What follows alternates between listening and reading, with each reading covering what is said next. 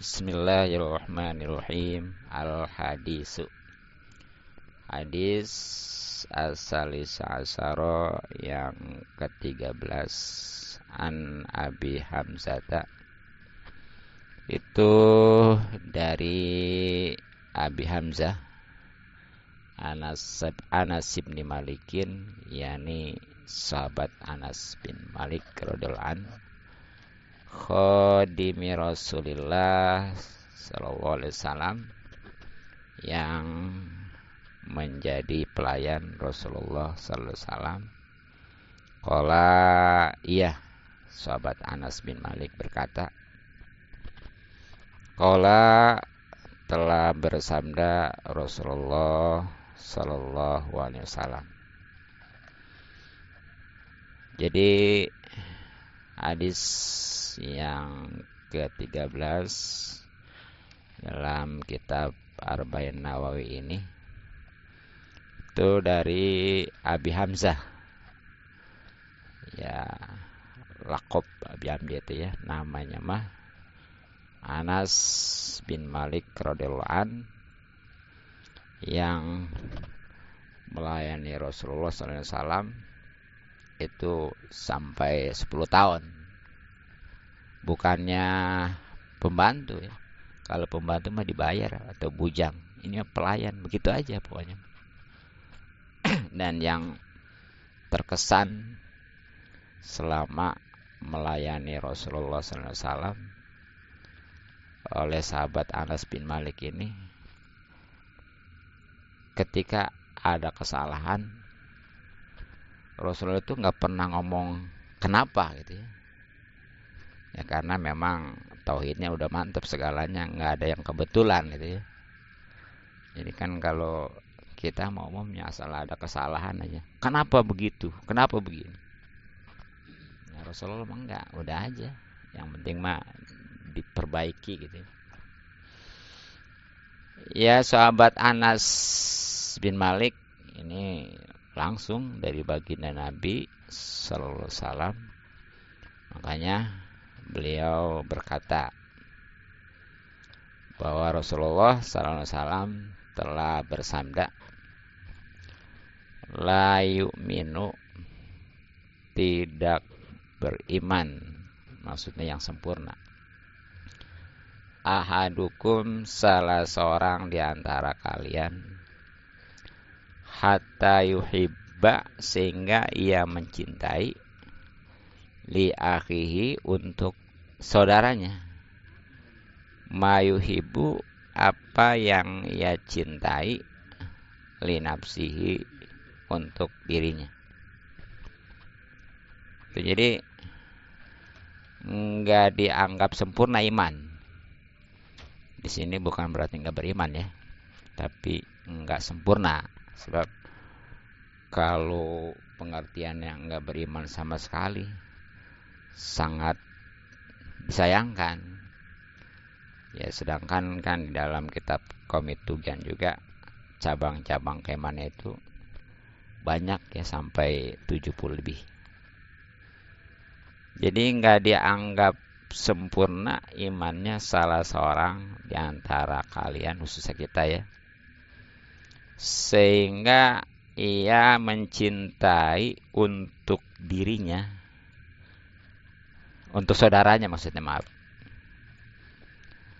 Nah, sebagaimana ia mencintai, menyukai, menginginkan untuk dirinya tuh. Nah, makanya kalau pengen sempurna keimanan kita ini, ukurannya diri kita kepada orang lain itu ya, khususnya saudara sesama muslim. Karena memang yang namanya muslim itu saudara, bahkan seperti satu tubuh. Kalau yang satu anggota sakit, itu pasti yang lain juga merasakan. Nah, maka dari itu ya, mestinya kita mempersembahkan sesuatu yang baik, ya baik itu urusan dunia, lebih-lebih akhirat. Ya tentunya kalau urusan dunia, kalau memang kita pengen dihormatin, harus ngormatin. Kalau kita pengen dikasih, ya itu harus ngasih. Bahkan insya Allah ya, kalau orang rajin ngasih mah, itu bisa membuat cinta orang yang benci juga tadinya. Ya, sebagaimana sabda Nabi, tahadu tahabud, saling menghadiahkannya, pasti yang tadinya benci juga jadi demen. Ya, siapa sih yang enggak lees sama hadiah ya? Ya terutama materi gitu. Makanya kalau ada orang-orang yang rada sentimen, jangan dibales ya. Apalagi dimusuhin, dijauhin, makin parah. Keduanya dideketin, rajin kasih. Sama. Berubah ya. Itu dalam kebaikan dunia ya. Ya pokoknya mah jangan sampai ini mah ngasih kagak, berbuat baik kagak.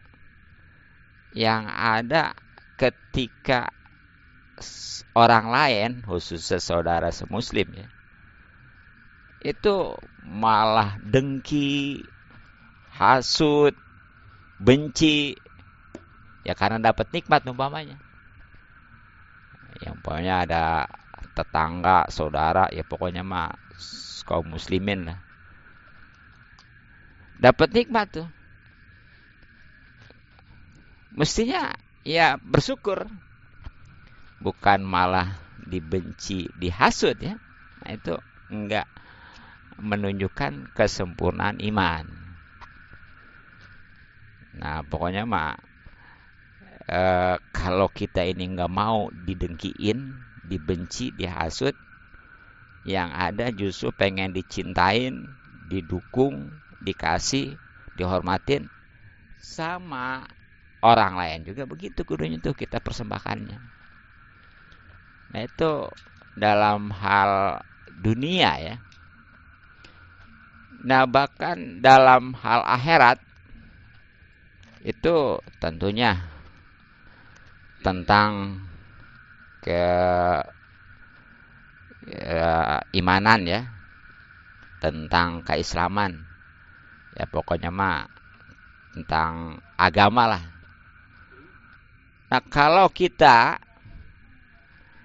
ya menginginkan nih umpamanya supaya rajin ibadah, iman meningkat, nah ke orang lain juga tuh kita kudunya berharap, ngedoain ya, supaya dia rajin ibadah, iman meningkat, bahkan langgeng ya, sampai mati husnul khotimah lah gitu ya.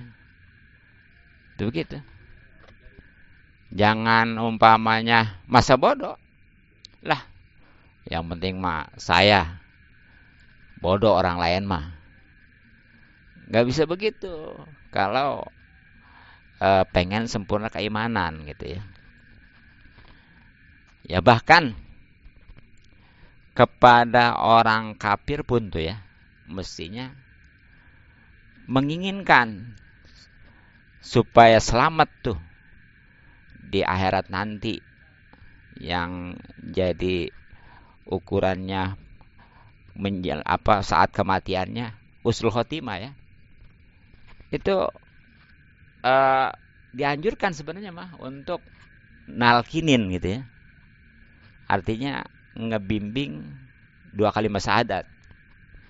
Ya sebabkan dalam hadis ada kan, man kana akhiru kalamihi la ilaha illallah dakhalal jannah tuh. Siapa orang yang akhir pembicaraan itu kalimat tauhid la ilaha illallah, maka dipastikan masuk surga. Tuh, makanya tuh kalau mestinya mah, tapi boleh nggak ya kira-kira kalau ada seumpamanya temen nih orang kafir, kemudian kita sambil bisik-bisik tuh nalkinin gitu, bisa kali bisik-bisik mah ya, asal jangan kuat-kuat aja gitu. Ya, sebenarnya agama menganjurin. Iya. Apa sebabnya? Karena nih keuntungan orang yang bisa mengislamkan orang lain, baik itu masih hidupnya, terutama menjelang kematiannya, dia membawa kalimat tauhid la ilaha illallah, itu lebih baik daripada dunia beserta isinya tuh. Ya bahkan kan masih hidup juga nggak boleh, masih hidup juga kan boleh ngaduin hidayah mah ke orang kafir ya. Hanya itu, yang lainnya mah seperti supaya dikasih keselamatan, supaya dikasih keberkahan, apalagi diampuni dosa mah, bahkan sudah meninggal juga nggak boleh. Jadi yang boleh itu hanya hidayah, itu pun masih hidup gitu ya. Jadi kita kudunya mah kudu peduli itu, walaupun kepada orang kafir pun, tapi hanya di dalam akhirat ini mah nih, khususnya supaya dia mati membawa keimanan ya, membawa keislaman, sehingga husnul khotimah lah gitu ya. Jadi intinya mah kalau untuk orang kafir supaya dia matinya masuk Islam, terus baik termasuk dari sebelumnya gitu ya, terutama menjelang kematian. Nah kalau bagi orang Islam mah supaya langgang keislamannya gitu tuh. Nah makanya kalau kita nih khususnya tetangga atau saudara ya, itu harus berusaha tuh sebelum yang lainnya, harus pastikan si mayit itu matinya dalam keadaan husnul khotimah, bisa ngucapin 2 kalimat syahadat sekurang-kurangnya la ilaha illallah atau kalimat tauhid ya. Ya termasuk khusus ini kepada keluarga ya, dan kita juga mesen boleh kepada keluarga kita khususnya, supaya nanti waktu meninggal itu kita ditalkinin. Nah tapi ini cara nalkinin gini. Jadi kalau memang dia udah bisa ngucapin 2 kalimat syahadat atau ya tadi la ilaha illallah kalimat tauhid atau sekurang-kurangnya Allah aja, udah. Kalau memang nggak ngomongnya lain mah nggak usah diulangin. Jadi nggak mesti terus-terusan gitu ya. Nah kalau memang dia itu ngomongnya lainnya, boleh ulangin. Makanya kudunya mah tongkrongin tuh supaya benar-benar dia matinya itu sul khotimah karena ngucapin 2 kalimat syahadat dan enggak dicampur dengan omongan yang lainnya. Tuh gitu ya, tongkrongin. Nah, makanya tuh kalau umpamanya dalam satu keluarga dalam keadaan sakaratul maut umpamanya ada ya, itu kalau memang sendiri lebih baik tongkrongin dulu daripada minta bantu ke sana ke sini. Ya kecuali kalau ada beberapa orang. Yang jelas yang satu mah kudu tongkrongin tuh supaya benar-benar dipastikan matinya itu, wafatnya itu sul khotimah karena bisa ngucapin 2 kalimat syahadat yang terakhirnya minimal tadi la ilaha ataupun Allah begitu. Yang nggak usah repot-repot nyurin bantuan ke surga kemari, sementara si mayitnya mah itu naujubillah kalau seandainya dia mati dalam keadaan sul khotimah, karena walaupun dia sebelumnya sempat ngucapin 2 kalimat syahadat ataupun la ilaha illallah minimal Allah, tapi ternyata setelah itu dia ngomong yang lain. Itu yang dikhawatirkan. Itu ya. Nah itu ternyata tentunya bagi sesama Islam juga itu sangat diharapkan. Nah terlebih lagi kepada orang kafir tadi, itu tentunya bagi kita juga nih ya, pahalanya atau keuntungannya itu lebih baik daripada dunia beserta isinya. Itu jadi kesimpulan pokoknya mana? Dari hadis ini supaya sempurna keimanan kita, jadi untuk mempersembahkan kepada orang lain ya, baik itu orang kafir terutama orang Islam, itu yang terbaik gitu ya, baik urusan dunia maupun akhirat gitu. Jadi kalau tadi kita nggak mau dijolimi, nggak mau didengki ya, orang lain juga sama, makanya kita jangan mempersembahkan gitu. Nah, ketika kita pengen diberi, dihormati ya, orang lain juga sama begitu, makanya kita kudu menghormati dan memberi. Nah, terus terutama nih urusan akhirat tadi, tentunya kita nih pengen mati dalam keadaan husnul khotimah, bisa ngucapin 2 kalimat syahadat ya, ataupun kalimat tauhid sekurang-kurangnya apa tahu. Orang lain juga sama, makanya kita juga tuh harus benar-benar peduli gitu ya. Ya bahkan tadi termasuk kepada orang kafir begitu.